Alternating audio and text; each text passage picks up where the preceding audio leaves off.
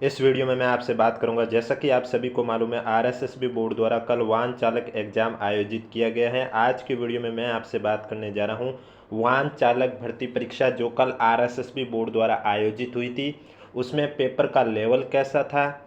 इसके अलावा पर सीट कॉम्पिटिशन पहले कितना था, अब कितना हो गया है, कितनी रैंक वालों का सिलेक्शन होगा, यानी कि रिजल्ट आपका जब रैंक वाइज आएगा तो उसमें कितनी रैंक वालों का सिलेक्शन होगा, हर कैटेगरी में कितने पद हैं, अनुभव का प्रमाण पत्र है वो कब तक का बना होना चाहिए, यानी कि कौन सी डेट से पहले आपका बना हुआ होना चाहिए और उसका फॉर्मेट है वो क्या होना चाहिए, इसके बारे में चर्चा करूंगा। और आप हमें कमेंट बॉक्स में ज़रूर बताएं। उम्मीद करता हूं कि आपने आंसर की से मिलान कर ली होगी। ऑफिशियली आंसर की तो अभी जारी नहीं हुई, उसमें अभी समय लगेगा, लेकिन आपने कहीं ना कहीं से भी आंसर की से मिलान कर दिया होगा। और मिलान करने के बाद 120 में से कितने क्वेश्चन आपके सही हुए और कौन सी कैटेगरी है ये हमें कमेंट बॉक्स में ज़रूर बताएं, क्योंकि पेपर आपने दिया है, आपके कितने क्वेश्चन सही है ये भी आपको मालूम है। जब आप हमें सही सही से रिव्यू बताएंगे तो हम आप सभी के एनालिसिस के आधार पर एक्सपेक्टेड कट ऑफ का भी वीडियो आपके लिए लेके आ सकते हैं। इसलिए कमेंट बॉक्स में ज़रूर बताएं कि 120 में से कितने क्वेश्चन सही हुए और कौन सी कैटेगरी से, जिससे कि मैं आपके लिए एक्सपेक्टेड कट ऑफ इसी यूट्यूब चैनल पर लेके आ सकूं। वीडियो पसंद आए तो वीडियो को लाइक कीजिए, चैनल जरूर सब्सक्राइब कीजिए। तो चलिए सबसे पहले बात करते हैं पर सीट कॉम्पिटिशन पहले कितना था, अब कितना हो गया। तो आप सभी को मालूम है वाहन चालक भर्ती परीक्षा यानी कि ड्राइवर एग्जाम है, इसके लिए टोटल आपके जो पद थे वो 2756 थे।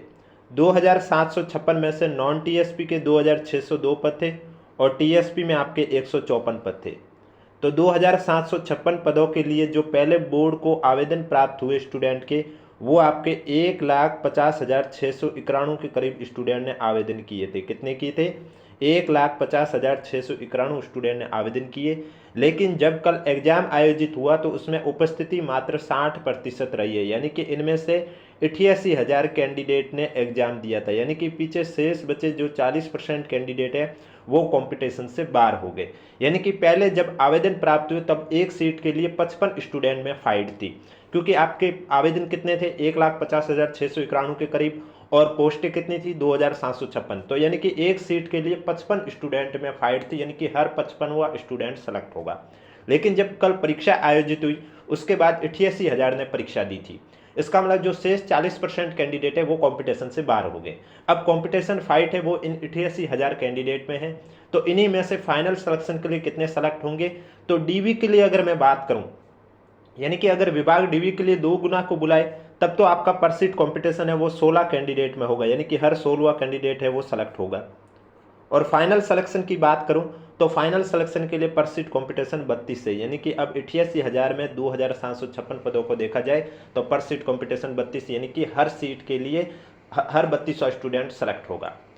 अब इसके लिए हर कैटेगरी में कितने पद है, यानी कि आपको कैसे पता चलेगा कि आपका फाइनल सिलेक्शन होगा। जब रिजल्ट आएगा तो उसमें कौन सी रैंक तक वालों का सिलेक्शन होगा वो कैसे देखते हैं, वो देखने के लिए आपको पता होना चाहिए हर कैटेगरी में कितने पद है। यानी कि जिस कैटेगरी में जितने पद हैं उस कैटेगरी में उसके अंदर अगर आपकी रैंक है तब आपका फाइनल सिलेक्शन होगा, अन्यथा नहीं होगा। जैसे कि मान लो जनरल की बात करो, जनरल में मान लीजिए 300 पद है तो आपकी रैंक 300 के अंदर होगी तब आपका फाइनल सिलेक्शन हो जाएगा जनरल से। अगर आप एससी या एसटी कैटेगरी के हो या फिर किसी अन्य कैटेगरी से हो तो उसके लिए पहले आपको ये देखना है कि आपका सिलेक्शन जनरल से हो रहा है, जनरल से नहीं हो रहा फिर आपको अपनी कैटेगरी में देखना है उसमें जितने पद है उसके अंदर अगर आपकी रैंक आ रही है तो आपका भी फाइनल सिलेक्शन हो जाएगा। तो उसके लिए हमें पता होना चाहिए हर कैटेगरी में कितने पद हैं। लेकिन उससे पहले मैं बता देता हूँ कल के पेपर का लेवल और उसके बाद बात करेंगे आगे की चर्चाएं। तो कल जो पेपर हुआ था उसमें बहुत साथियों का कहना था कि 1-2 क्वेश्चन है वो आउट ऑफ सिलेबस था और कुछ साथी कह रहे ट्रैफिक वाले प्रश्न नहीं आए थे। ट्रैफिक वाले प्रश्न क्यों आएंगे जब आपके सिलेबस में नहीं था, क्योंकि जो कल वाहन चालक एग्जाम हुआ था उसका सिलेबस वो सेम ही है जो 4th ग्रेड एग्जाम के लिए हुआ था, यानी कि 120 क्वेश्चन जिसमें आपके हिंदी, इंग्लिश, कंप्यूटर, मैथ और जीके। जब सिलेबस में भी स्पष्ट रूप से लिखा हुआ है कि ये आपके सिलेबस में रहने वाले हैं तो आपके ट्रैफिक से संबंधित क्वेश्चन सिलेबस में नहीं थे इसलिए नहीं आए। अब आपके यातायात से रिलेटेड क्वेश्चन आपने देखा होगा कंडक्टर एग्जाम में थे तो वहाँ आपको देखने को मिले थे, लेकिन इसमें आपके जब सिलेबस में नहीं थे इसलिए आपके नहीं आए। पेपर के लेवल की बात करें तो जीके है वो बहुत आसान थी, यानी कि ऐसा मान के चलिए जीके में लगभग पीवाईक्यू के क्वेश्चन ही आए। और आरएसएस बोर्ड इस साल जितने भी एग्जाम आयोजित करवाएं जीके में लगभग पीवाईक्यू के क्वेश्चन ही देखने को मिले। इसलिए मैं आपको इस यूट्यूब चैनल पर भी पीवाईक्यू के क्वेश्चन करवाता हूं, चाहे वो आरएसएस बोर्ड के हो या आरपीएससी आयोग के हो। अगर आपने अभी तक नहीं देखे तो आप हमारे यूट्यूब चैनल पर जाकर देख सकते हैं, जिसमें मैं आपको जीके के लिए पीवाईक्यू के क्वेश्चन भी करवाता हूं। और वीडियो पसंद आए तो एक बार वीडियो को लाइक कर लीजिए, चैनल भी जरूर सब्सक्राइब कर लीजिए। कमेंट बॉक्स में भी जरूर बताइएगा कि आपके 120 में से कितने क्वेश्चन सही हुए और कौन सी कैटेगरी, जिससे के लिए मैं आप सभी के एनालिसिस के आधार पर एक्सपेक्टेड कट ऑफ का वीडियो भी लेके आ सकता हूँ। इंग्लिश नॉर्मल थी, मैथ ठीक ठाक थी, सभी में देखा जाए तो सबसे आसान जीके लगी स्टूडेंट को। कंप्यूटर भी सही थी, यानी कि पेपर के लेवल की बात करें तो बहुत अच्छा लेवल था, ज़्यादा टफ भी नहीं था और बहुत इजी भी नहीं कह सकते। जीके इजी थी, बाकी मैथ अच्छी थी। जिनकी मैथ में पकड़ अच्छी है उनके लिए मैथ आसान थी, जिनकी पकड़ अच्छी नहीं है तो उनके लिए मैथ ठीक ठाक थी, यानी कि एवरेज थी, ऐसा भी मान सकते हैं। अब हर कैटेगरी में कितने पद हैं उसके बारे में चर्चा कर लेते हैं और उसके बाद बात करूंगा कि जिनके पास, बहुत साथियों का कहना है कि किसी के पास अनुभव प्रमाण पत्र भी नहीं था वे भी परीक्षा देने आए। अब जिनके पास अनुभव प्रमाण पत्र नहीं था क्या उनका फाइनल सिलेक्शन होगा, उसके बारे में भी आगे डिस्कशन करूंगा। लेकिन उससे पहले कौन सी कैटेगरी में कितने पद हैं वो आपको पता होना चाहिए, तभी आपको पता चलेगा कि आपका जब रिजल्ट आएगा उस रैंक में आपका सिलेक्शन होगा या नहीं होगा। जैसा कि आप सभी देख सकते हैं टीएसपी में 154 पद हैं और नॉन टीएसपी की बात करें तो इसमें 2602 पद हैं। तो 2602 पद में से सबसे पहले अगर मैं जनरल कैटेगरी की बात करें तो जनरल कैटेगरी में जनरल के आपके 876 पद है, सामान्य महिला के 239 पद है, विधवा के 60 पद हैं, परित्यक्ता के 9 पद हैं। अनुसूचित जाति की बात करें यानी कि एससी कैटेगरी की बात करें तो यहाँ जनरल में 268 पद है, सामान्य महिला में 72 पद हैं, विधवा के 23 पद हैं, परित्यक्ता के 2 पद हैं। इसके बाद अनुसूचित जनजाति की बात करें यानी कि एसटी कैटेगरी की बात करें तो अनुसूचित जनजाति में सामान्य कैटेगरी के 209 पद हैं, सामान्य महिला में 50 पद है, विधवा के 17 पद हैं, परित्यक्ता में 2 पद हैं। अन्य पिछड़ा वर्ग की बात करें, ओबीसी कैटेगरी की बात करें तो आप देख सकते हो ओबीसी कैटेगरी में जनरल में 309 पद हैं, सामान्य महिला में 83 पद है, विधवा के 38 पद है, परित्यक्ता में 5 पद है। अति पिछड़ा वर्ग की बात करें यानी कि एमबीसी कैटेगरी की बात करें तो आप देख सकते हैं एमबीसी कैटेगरी में जनरल में आपके 78 पद है, सामान्य महिला के 19 पद है, विधवा के 6 पद हैं। आर्थिक रूप से कमजोर वर्ग की बात करें यानी ईडब्ल्यूएस कैटेगरी की बात करें तो ये आप देख सकते हैं सामान्य के 174 पद है, सामान्य महिला के 41 पद है, विधवा के 13 पद हैं, परित्यक्ता में 1 पद है। 12 जिले की शहरी आदिम जाति की बात करें तो यहाँ जनरल कैटेगरी में 7 पद है, सामान्य महिला में 1 पद है। अब हॉरिजेंटल रिजर्वेशन की बात करें तो आप देख सकते हैं हॉरिजेंटल रिजर्वेशन में एचएच की बात करें तो इसमें 31 पद है, एलसी में 27 पद है, एसएलडी की बात करें 24 पद है। भूतपूर्व सैनिक में बात करें तो यहाँ जनरल में आप देख सकते हैं 138 पद है, एससी कैटेगरी में 41 पद है, एसटी कैटेगरी में 31 पद है, ओबीसी कैटेगरी में 53 पद है, एमबीसी कैटेगरी में 11 पद है, ईडब्ल्यूएस कैटेगरी में 26 पद है। इसके अलावा उत्कृष्ट खिलाड़ी की बात करें तो उत्कृष्ट खिलाड़ी में आपके 40 पद हैं। ये तो आपके नॉन टीएसपी के थे। अब बात करने जा रहा हूँ टीएसपी के। उससे पहले अगर वीडियो को लाइक नहीं किया तो एक बार वीडियो को लाइक कर लीजिए, चैनल भी जरूर सब्सक्राइब कर लीजिए। टीएसपी में आप देख सकते हैं टोटल 154 पद है। जनरल कैटेगरी की बात करें तो जनरल में जनरल के 66 पद है, सामान्य महिला के 14 पद हैं, विधवा के 4 पद हैं। अनुसूचित जाति की बात करें यानी कि एससी कैटेगरी की बात करें तो यहाँ आप देख सकते हैं जनरल में 3 पद हैं। अनुसूचित जनजाति यानी कि एसटी कैटेगरी की बात करें तो एसटी कैटेगरी में भी आप देख सकते हैं जनरल में 52 पद है, सामान्य महिला के 12 पद हैं, विधवा के 3 पद हैं। हॉरिजेंटल रिजर्वेशन की बात करें तो यहाँ आप देख सकते हैं एचएच में 5 पद हैं, दिव्यांगजन में एलसी में 2 पद हैं। इसके बाद आपके आते हैं भूतपूर्व सैनिकी तो यहाँ जनरल में 8 पद हैं, एससी कैटेगरी में 0 पद हैं, एसटी कैटेगरी में 8 पद हैं, उत्कृष्ट खिलाड़ी में 1 पद है। ये तो आपका था पदों का वर्गीकरण। अब जिनका लाइसेंस नहीं है उनका क्या होगा और जिनका बना हुआ है तो वो कब तक का होना चाहिए, उसका फॉर्मेट क्या होना चाहिए, उसके बारे में चर्चा करते हैं। तो आप जब एडवर्टाइजमेंट देखोगे शैक्षणिक योग्यता में तो उसमें स्पष्ट रूप से लिखा हुआ है, शैक्षणिक योग्यता में यहाँ पर स्पष्ट रूप से लिखा हुआ है, आप देख सकते हैं कि मान्यता किसी मान्यता प्राप्त बोर्ड से सेकेंडरी या उसके समतुल्य परीक्षा तथा विभागाध्यक्ष की अपेक्षानुसार हल्के या भारी परिवहन यान को चलाने की विधि मान्य लाइसेंस रखता हो और ड्राइवर के रूप में 3 वर्ष का अनुभव हो। यानी कि जिनको 3 वर्ष का अनुभव है वही इस परीक्षा के लिए एलिजिबल हैं और उनका लाइसेंस भी बना हुआ होना चाहिए अनुभव प्रमाण पत्र का जो प्रारूप है वो कैसा होना चाहिए वो भी मैं आपको आगे बताऊंगा, लेकिन उसके अलावा और भी क्या जरूरी है। और जरूरी है चश्मे सहित या बिना चश्मे की दृष्टि है वो 6x6 की होनी चाहिए। यान की सड़क किनारे मरम्मत का ज्ञान, चालन की दक्षता, जिनका परीक्षण नियुक्ति प्राधिकार द्वारा वैश्विक परीक्षण ट्रेड टेस्ट के माध्यम से किया जाना है, ये सब उनके पास होना चाहिए। आगे लिखा हुआ है, जो व्यक्ति पाठ्यक्रम के अंतिम वर्ष की परीक्षा में उपस्थित हुआ या सम्मिलित हो रहा है, जो नियमों में उल्लिखित पद के लिए शैक्षणिक योग्यता की आवश्यकता है या सीधी भर्ती के लिए उक्त पद के लिए आवेदन करने के लिए पात्र होगा, लेकिन वो उसे उपयुक्त चयन एजेंसी को अपेक्षित शैक्षिक योग्यता प्राप्त करने का प्रमाण प्रस्तुत करना होगा।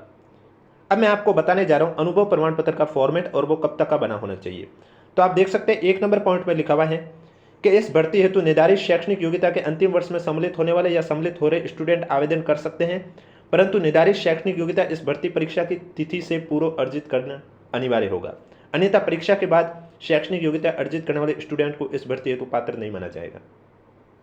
यानी कि इस परीक्षा के लिए जो शैक्षणिक योग्यता है वो आपने प्राप्त नहीं की थी आवेदन के समय और आपने आवेदन फिल कर लिया है, तो आपके शैक्षणिक योग्यता के जो अंतिम वर्ष में सम्मिलित हुआ है और आपने आवेदन कर दिया है, लेकिन आपको वो अंतिम जो शैक्षणिक योग्यता यहाँ पूछी गई है वो आपको कब तक कंप्लीट करनी थी, जब आपकी परीक्षा यानी कि कल जो परीक्षा आयोजित हुई थी तब तक आपको कंप्लीट करनी है। आज की डेट में भी अगर आपकी शैक्षणिक योग्यता जो इसमें पूछी गई है वो कंप्लीट नहीं हुई है तो आप इस भर्ती परीक्षा हेतु पात्र नहीं माने जाएंगे। लाइसेंस और अनुभव की बात करें तो उसमें उसके लिए लिखा हुआ है कि आवेदन की अंतिम तिथि तक का ही मान्य होगा। यानी कि आपका जो अनुभव प्रमाण पत्र है या फिर जो लाइसेंस है वो आपका कब तक का होना चाहिए, आपके फॉर्म की जो लास्ट डेट थी वाहन चालक भर्ती परीक्षा के आवेदन फॉर्म की जो अंतिम तिथि थी उससे पहले का होना कंपलसरी है या उस तिथि तक का मान्य होगा, उसके बाद का मान्य नहीं होगा। अब कुछ साथियों का कहना है कि जिन्होंने अनुभव प्रमाण पत्र नहीं बनाया है और जिनके पास अनुभव भी नहीं है उन्होंने भी परीक्षा दी है, क्या उनका सिलेक्शन होगा? अगर उनके पास अनुभव प्रमाण पत्र नहीं है तो वो सिलेक्शन नहीं होगा, क्योंकि ये जरूरत कब होगी, अनुभव प्रमाण पत्र आपसे कब मांगा जाएगा, जब आपका एक बार रिजल्ट आएगा उसके बाद विभाग द्वारा दस्तावेज सत्यापन किया जाएगा यानी कि डॉक्यूमेंट वेरिफिकेशन किया जाएगा, उस समय सभी दस्तावेज आपसे मांगे जाएंगे। तो उस समय अगर आपने अनुभव प्रमाण पत्र प्रस्तुत किया है और वो सही है तो आपका आगे सिलेक्शन होगा, अगर आप सेफ रैंक में है तो। अगर आपके पास अनुभव प्रमाण पत्र ही नहीं होगा तो वो आपकी पात्रता आगे का विचार नहीं किया जाएगा जब तक आप अनुभव प्रमाण पत्र प्रस्तुत नहीं कर देते हो। अब बात आती है इसका फॉर्मेट कैसा होना चाहिए, तो वो भी मैं आपको बता देता हूं। आप यहां देख सकते हैं अनुभव प्रमाण पत्र का फॉर्मेट, यहां पर स्पष्ट रूप से लिखा हुआ अनुभव प्रमाण पत्र का ये फॉर्मेट है आपके पास में।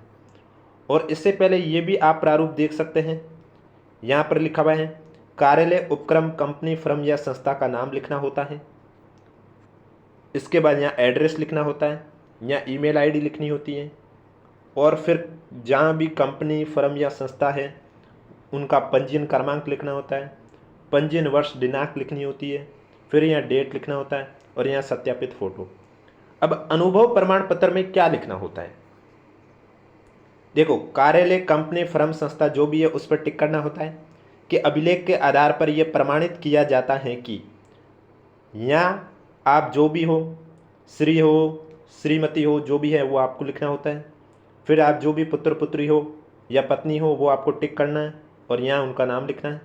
इसके बाद यहाँ आपको अपनी डेट ऑफ बर्थ लिखनी है, कहाँ के निवासी है वो लिखना होता है, वाहन चालक अनुज्ञप्ति धारक ड्राइविंग लाइसेंस क्रमांक, दिनांक, आधार कार्ड नंबर द्वारा इस कार्यालय, उपक्रम या कंपनी, संस्था में निम्नलिखित अवधि में हल्के या भारी वाहन चालन का कार्य किया है। यानी कि ये अनुभव प्रमाण पत्र जहाँ से आपको मिलने वाला है वहाँ ये फॉर्मेट होना चाहिए। अब कौन सी दिनांक से कौन सी दिनांक तक वो आपको लिख लेनी है और ये प्रमाण उक्त श्री, श्रीमती जो भी हैं, पत्नी, पुत्र या पुत्री जो भी, उनके वाहन चालक के लिए किए गए भुगतान के आधार पर जारी किया जाता है। यानी कि ये जो भी आपकी कंपनी, फर्म, संस्था द्वारा जारी किया जाएगा उसका फॉर्मेट ऐसा होना चाहिए। इसके बाद हस्ताक्षर होना चाहिए, संस्था के सक्षम अधिकारी का नाम और उनका हस्ताक्षर में सील होनी चाहिए। तो ये आपका अनुभव का फॉर्मेट होना चाहिए और अनुभव का प्रमाण पत्र आपके आवेदन फॉर्म की अंतिम तिथि से पहले या अंतिम तिथि तक का ही मान्य होगा उसके बाद वाला आपके लिए मान्य नहीं होगा। अब आप कमेंट बॉक्स में हमें ज़रूर बताएं कल वाले पेपर में आपके 120 में से कितने क्वेश्चन सही हुए और कौन सी कैटेगरी से, जिससे के लिए मैं आपके लिए एक्सपेक्टेड कट ऑफ का भी वीडियो लेके आ सकूं। वीडियो पसंद आए तो वीडियो को लाइक कीजिए, चैनल जरूर सब्सक्राइब कीजिए और कोई भी डाउट है तो नीचे कमेंट बॉक्स में हमें ज़रूर पूछिए।